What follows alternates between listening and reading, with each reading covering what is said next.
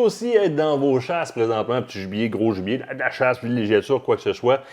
Browning, d'abord, bonjour Stéphane, comment Salut ça Martin, va? ça va très bien? T'es en forme? Ben oui, toi? Yes! Browning a pensé aux femmes, évidemment, dans son alignement de bottes, parce qu'elle aussi veut avoir de la chaussure ou encore de la botte sub, un peu plus évoluée, un peu plus adaptée, qui vont durer longtemps, qui vont faire qu'on passe des journées de chasse ou encore de villégiature, parce que c'est des bottes avec lesquelles on peut faire de la villégiature aussi, beaucoup plus agréables. On a revu dans une autre chronique l'alignement de bottes hommes. Si vous n'avez pas vu la chronique, l'alignement de bottes hommes de Browning, bien, peu importe sur quelle plateforme vous écoutez la chronique actuelle, vous allez retrouver dans le lien en bas ou encore au-dessus de la vidéo dans la description le lien pour aller voir la même chronique, mais la version homme des bottes de Browning. Et vice-versa, on va mettre le lien des bottes femmes dans la chronique homme.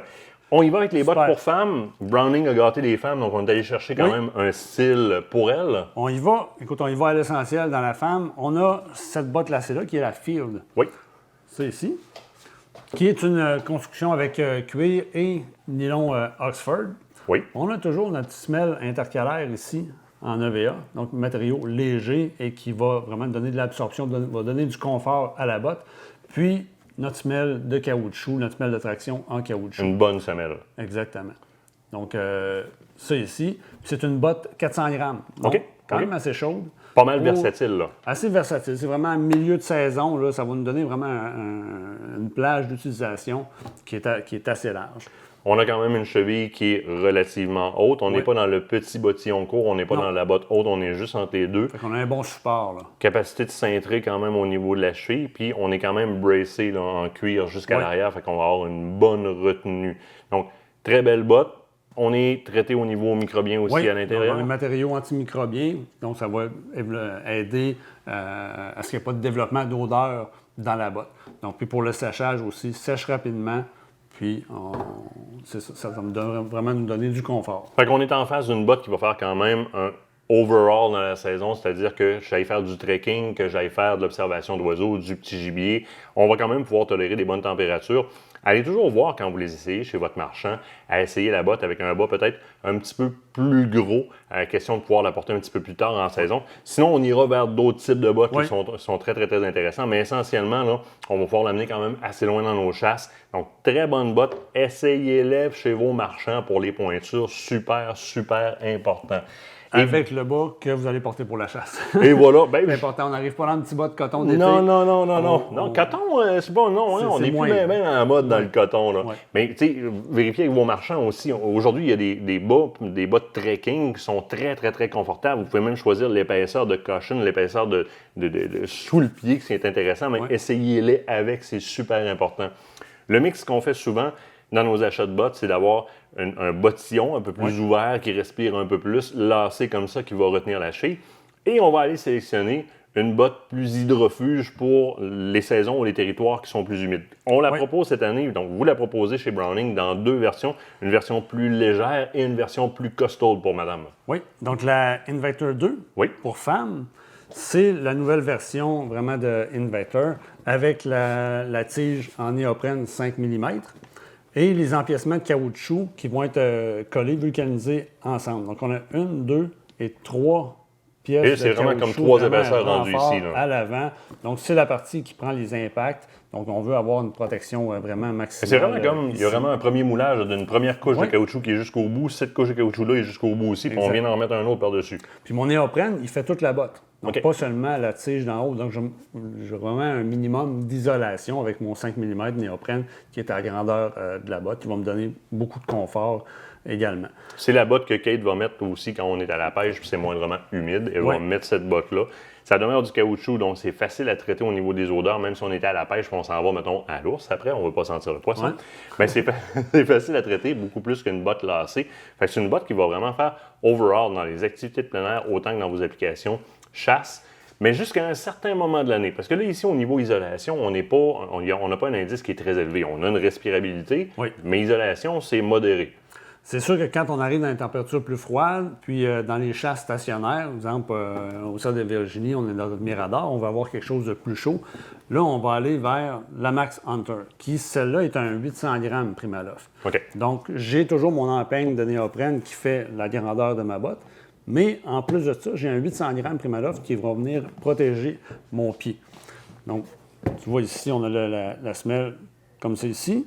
Puis, mon 800 grammes Primaloft. Puis on est renforcé à l'arrière. Là. Encore là, on a vraiment une bonne forme à l'arrière. On a de quoi pour aider à enlever la botte aussi. Si vous n'avez jamais resté pris d'une botte, ça va vous arriver un jour. Ça n'est pas trop cintron au niveau de la cheville, donc on aime ça beaucoup. Assez. Donc, attribut supplémentaire, renfort aussi supplémentaire. Je vais quand même avoir un gauche-droite sur la cheville.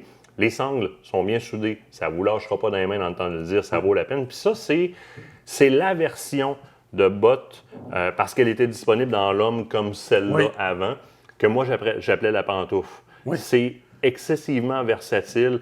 Que vous ayez les pieds larges ou les pieds étroits, vous allez être très, très, très à l'aise dedans. On a marché des kilomètres et des kilomètres sur Anticosti puis un peu partout avec ces bottes-là. Honnêtement, on a remplacé même nos bottes de marche pendant un petit bout de temps avec ça pour les tester à fond et ça l'a fait en tabarouette. Là. Regarde la semelle, c'est en fait une grosse partie du secret du confort de cette botte-là, c'est la semelle intérieure. OK. Regarde l'absorption que tu as au talon. Ah oui. Ah, tabarouette, oui. C'est comme mémoire un peu. Là. Exactement. C'est comme multicouche, tu as une première couche sur le dessus, puis pas mal intéressant, ça. Très confortable. Pas mal intéressant. La beauté du Primaloft, Martin, tu vois, c'est une 800 grammes, mais la botte n'est pas difforme. Non. Donc, ça n'en fait pas une botte, là, vraiment comme une botte de motoneige, si on veut. Là. Donc, c'est la propriété du Primaloft d'être très performant en occupant un petit volume. Puis on est léger aussi, là. Puis, exactement, on garde un confort, une botte assez légère. Les bottes, historiquement, les bottes qui avaient cette structure-là, c'était des bottes qui étaient très lourdes. Oui. Là, on est arrivé avec des nouvelles technologies, entre autres la fameuse sous-couche, le fameux intercalaire en EVA qui va venir réduire de beaucoup le poids de la botte, qui va nous donner de l'absorption. Encore là, question de confort. Puis, voyez ça comme un petit peu l'intérieur de la coquille de vos casques de protection pour la motoneige. Là. C'est un petit peu justement cette partie-là qui vient comme avant la coquille comme telle, protéger votre pied. Là. Ça la rend très, très, très confortable. Ça, là, vous dire, parlez-en à Kate, les filles, là, si moindrement vous êtes dans le doute de quel type de bottes vous allez choisir cette année, Kate, son baptême d'Anticosti, entre autres, s'est fait dans ces bottes-là. Elle a marché sous la pluie et les orages en Anticosti avec de l'eau jusque-là avec ces bottes-là. C'est probablement la botte, toute botte confondue, la plus pantoufle, mais versatile au niveau de la marche, à cause de la façon que son arche est faite au niveau de la semelle, puis de la consistance de sa semelle, puis de la fameuse sous-couche, l'intercalaire entre les deux, qui nous a été donné d'essayer littéralement. Un investissement qui en vaut vraiment le coup. En même temps, mais tu sais, tu fais un mix.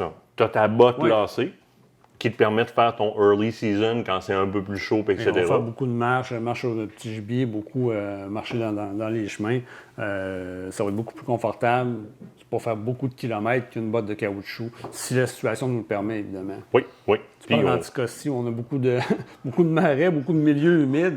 C'est sûr que... oui. Dépendamment quand est-ce que vous y allez. Regardez la température aussi. Si vous y allez début de saison, vous êtes genre septembre, etc., ça va, allez-y avec ça. Mais si vous avez beaucoup de bords de mer, puis vous avez des marais qui se vident et qui se remplissent, vous savez que ça va être froid, là, à 800 grammes en Primaloft ici. Puis, il y a déjà des articles qui ont été faits par la gang de filles de bois dans le magazine Aventure Chasse-Pêche sur le fait que, oui, les femmes gèlent plus rapidement que les hommes et il y a une réalité biologique à ça. C'est normal. C'est physiologique. N'hésitez pas à aller avec la 800 grammes. Vous ne mourrez pas d'un coup de chaleur s'il fait 16-18 degrés Celsius dehors. Vous allez être agréablement surpris. Puis je vous le dis, c'est une pantoufle, littéralement.